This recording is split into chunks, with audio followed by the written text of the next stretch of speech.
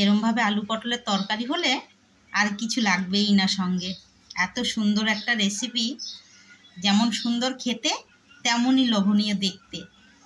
বন্ধুরা, একবার এভাবে রেসিপিটা বানিয়ে খেয়ে দেখবেন। আর আমার রেসিপিটা ভালো লেগে থাকলে লাইক কমেন্ট শেয়ার দিয়ে বেল আইকনটি বাজিয়ে সাবস্ক্রাইব করে দেবেন। আর এরকমই সুন্দর সুন্দর রেসিপি আপনাদের কাছে পৌঁছে যাবে পল্লবী শর্টকাট রান্না।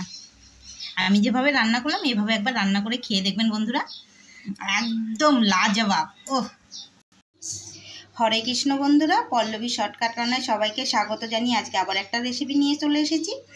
এখানে আলু আর পটল নিয়ে নিয়েছি, 500 গ্রাম পটল, আর এখানে 3টে আলু নিয়েছি, ডুমো ডুমো করে কেটে নিয়েছি। আজকে আলু পটলের সুন্দর একটা রেসিপি হবে বন্ধুরা, দেখতে থাকুন, সঙ্গে থাকুন। পল্লবী শর্টকাট রান্না। কড়াতে তেল দিয়ে দিয়েছি, তেলটা গরম হয়ে গেছে।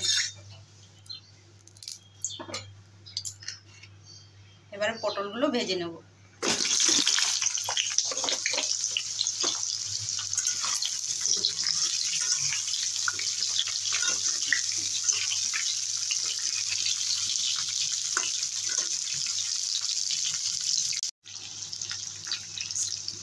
পটল ভাজা হয়ে গেছে, তুলে নেব।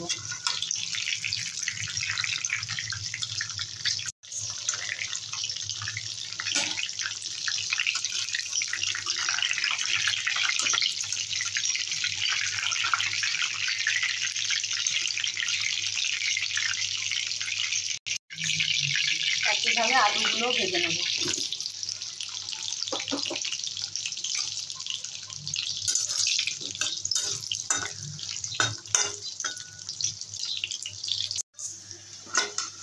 আলুগুলো লাল লাল করে ভেজে নিলাম, তুলে নেব।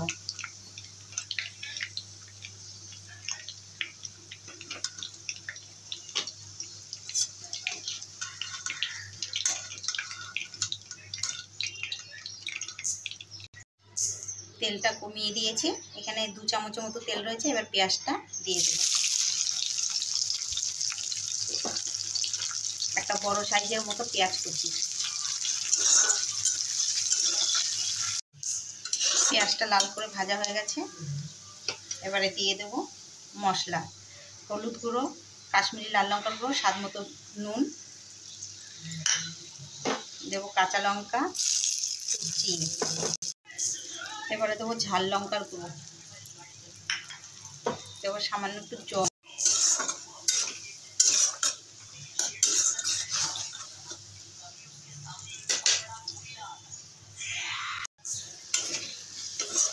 মশলা কষানো হয়ে গেছে। এবারে দিয়ে দেবো পটল আলু।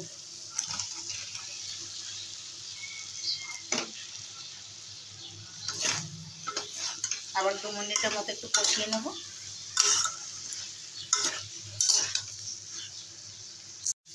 কষানো হয়ে গেছে, জল দিয়ে দেবো।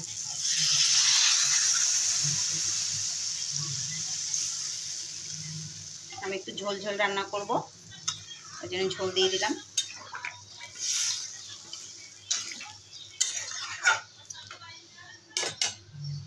আরও একটু ঝোল দেবো। এবারে 5-6 মিনিটের মতো ঢাকা দিয়ে দেবো। 5-6 মিনিট হয়ে গেছে, ঢাকনাটা খুলে দেবো।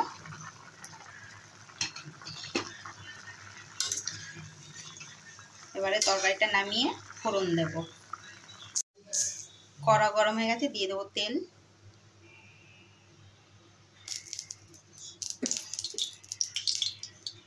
হাফ চামচের মতো তেল দিলাম। এবারে জিরে আর তেজপাতাটা ভেজে নেব।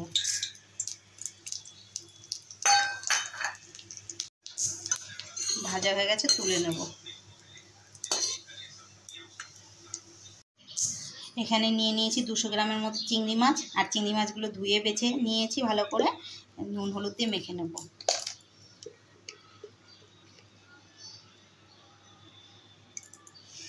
কড়াতে তেল দিয়ে দেবো। 2 চামচের মতো তেল দিয়ে দিয়েছি। দেবো তেজপাতা, দেবো জিরে,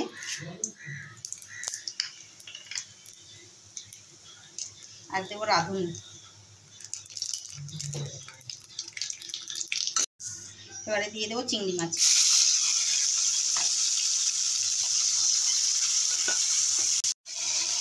দুটো শুকনো লঙ্কা। শুকনো লঙ্কাগুলো আগে দিলে পুড়ে যায়, তার জন্য আমি পরে দিলাম বন্ধুরা। আর আমার মতো এই রেসিপিটা এইভাবে রান্না করে খেয়ে দেখে, খুব মজাদার একটা। এবারে দিয়ে দেবো আদা বাটা, 1/2 চামচের মতো আদা বাটা।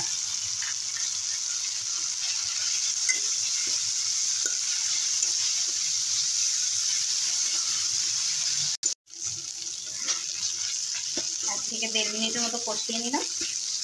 মাছটাও ভাজা হয়ে গেছে। এবারে তরকারিটা ঢেলে দেবো।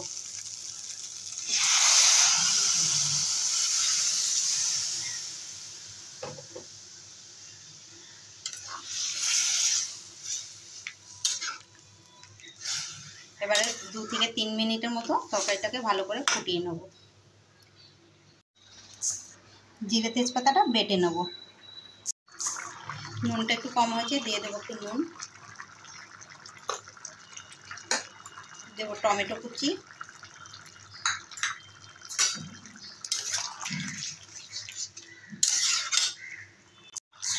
এবারে দিয়ে দেবো বাটা মশলা, জিরে আর তেজপাতা বাটা।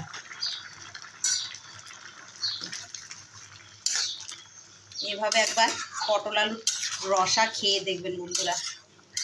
একবার খেতে বসলে আর উঠবেন না, হাত চেটে পুটে থালা পরিষ্কার, আর ভাত তো ডবল খাবেন। দিয়ে দেবো কটা কাঁচা লঙ্কা।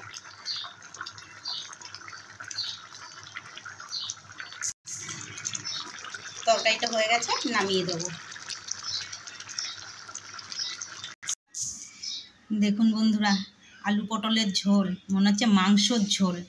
ও এরমভাবে আলু পটলের তরকারি হলে আর কিছু লাগবেই না সঙ্গে। এত সুন্দর একটা রেসিপি, যেমন সুন্দর খেতে তেমনই লোভনীয় দেখতে। বন্ধুরা একবার এভাবে রেসিপিটা বানিয়ে খেয়ে দেখবেন। আর আমার রেসিপিটা ভালো লেগে থাকলে লাইক কমেন্ট শেয়ার দিয়ে বেল আইকনটি বাজিয়ে সাবস্ক্রাইব করে দেবেন। আর এরকমই সুন্দর সুন্দর রেসিপি আপনাদের কাছে পৌঁছে যাবে পল্লবী শর্টকাট রান্না। আমি যেভাবে রান্না করলাম এভাবে একবার রান্না করে খেয়ে দেখবেন বন্ধুরা, একদম লাজবাব। ওহ, বলতে বলতে আমার মুখে জল চলে এসছে, কি বলবো বন্ধুরা। তাহলে বন্ধুরা রেসিপি পাঠিয়ে দিলাম, খেয়ে নেবেন। আর ততক্ষণ ভালো থাকুন, সুস্থ থাকুন, এরকমই রেসিপি বানিয়ে খেতে থাকুন। রাধে রাধে, হরে কৃষ্ণ।